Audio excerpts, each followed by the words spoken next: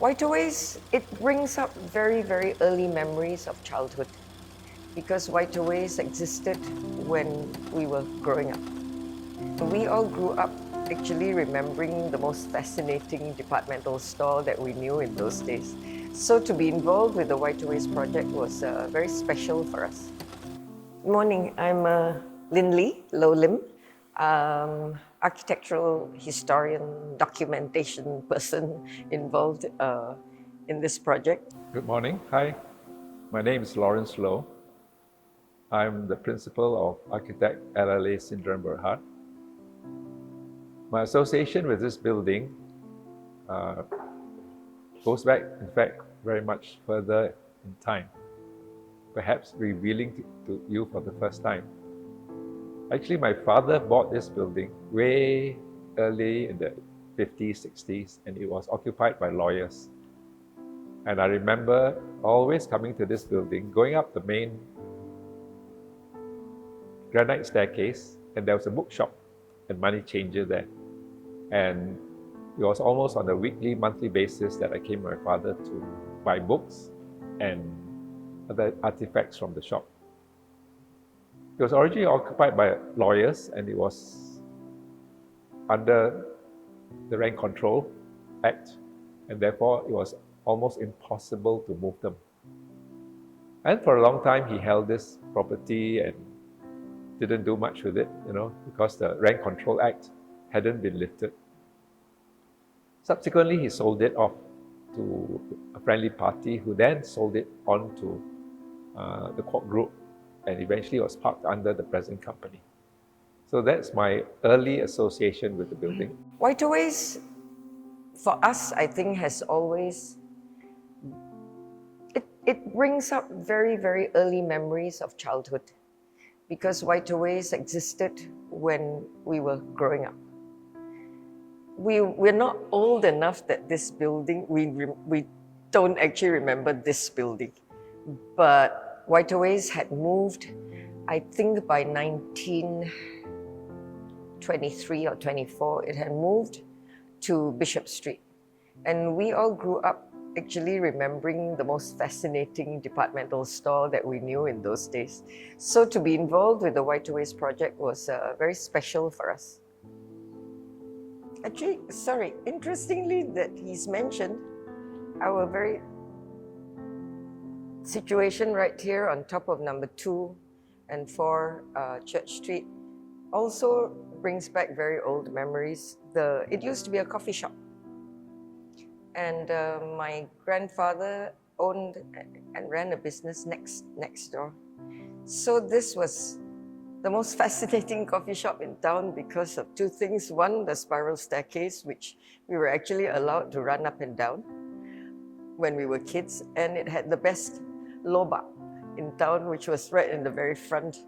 And I used to come with my grandfather when he came to, this was before I started going to school, so I was really very young then. So to be involved again, I mean, I was thrilled to come back and see the staircase when we first started the project because really it was bringing back very, very old memories. So for us, it was very special.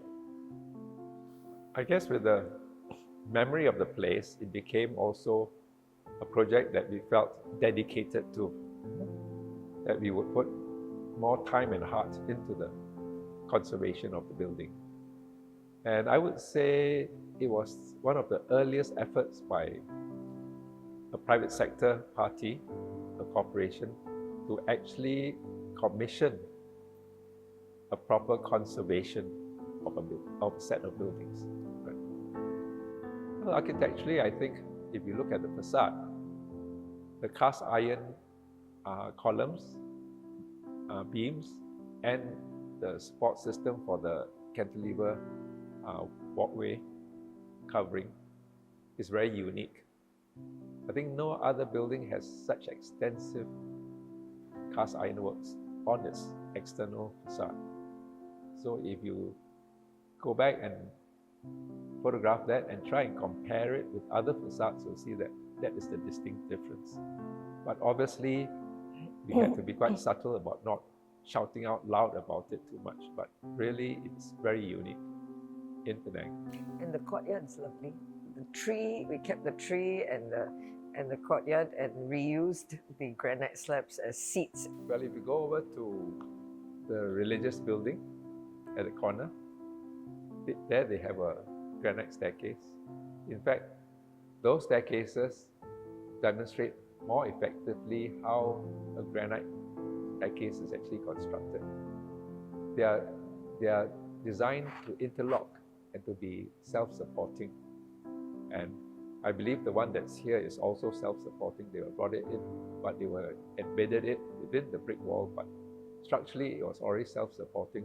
The steps interlock with each other, the vertical and the horizontal, and they act as a structure completely in themselves.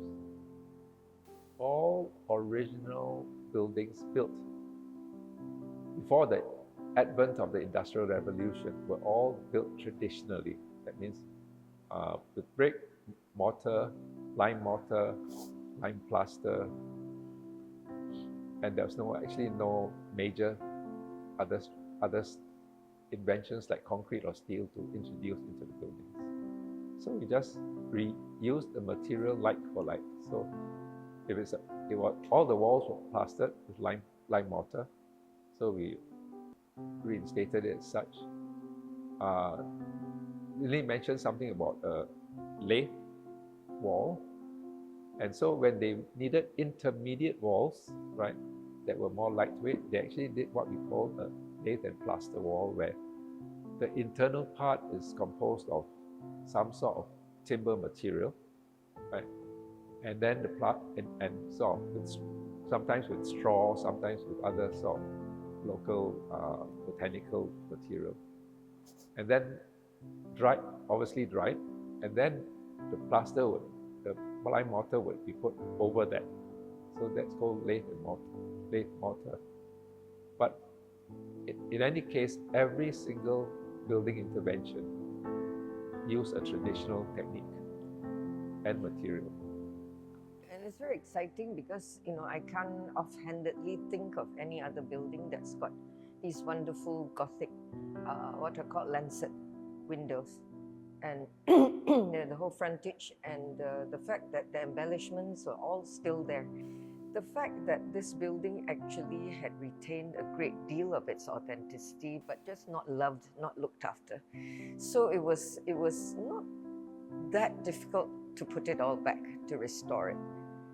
And we were just very excited to find the lathe and plaster because, I haven't seen it in a actual used commercial building.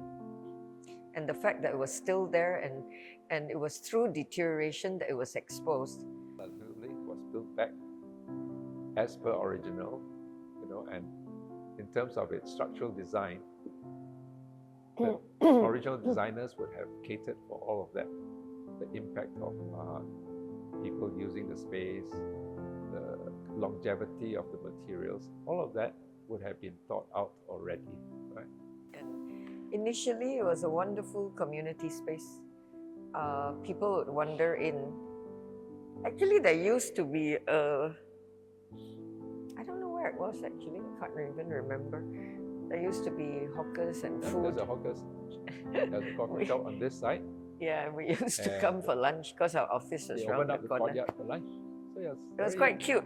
It was a long nice, very friendly, very local. Very local, very community, very office. All the office workers all came in. And it was very cute. It was so long, and the other end was the courtyard.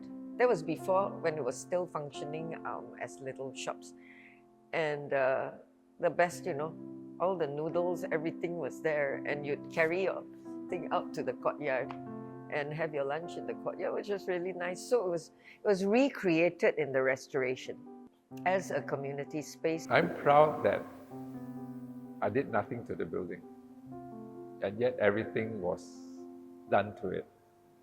Leaving it as it should be, respecting the past, getting it ready for present use, and hopefully encouraging the owners to continue into the future using the building. So if there's anything to be proud of, I think it's more like being honest in wanting to be a conservation architect.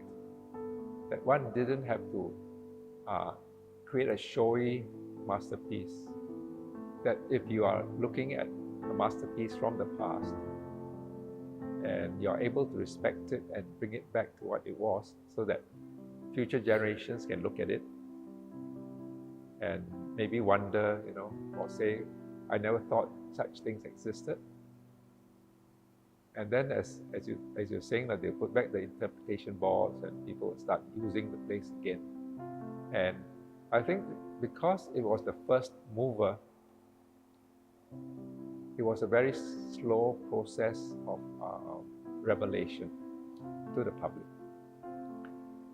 And for someone who has to work on a building like this, which takes a couple of years or more, and then wait for it to be truly activated and become a building that is respected and revered, takes a long time, right? So I guess if there's anything to be proud of, is not so much be proud of, but to say that I'm glad I'm still around to see it. The first newspaper in Penang, called the Penang Gazette, had its offices on your... It used to be 3 stories actually. The Penang Gazette, being a newspaper place, caught fire. And it was just, they were very lucky that, you know, the fire didn't spread. But the fact that there was a fire was very interesting because it led to the starting of a real fire bomba services, you know, which they didn't have before. And, you know, this area, this building was the first for many, many things. As I said, the first street lights, the first, you know, newspaper, the first, you know, fire. Then just up the road, a stone's throw away, they had the first fire station in order to see to all this, you know, increasing development and to fight fires. And it's just, I mean, to me, I'm a 6th generation Penangite. I'm just so proud that Beach Street and the port area, you know, still exists pretty much in its original form. It's really quite an achievement.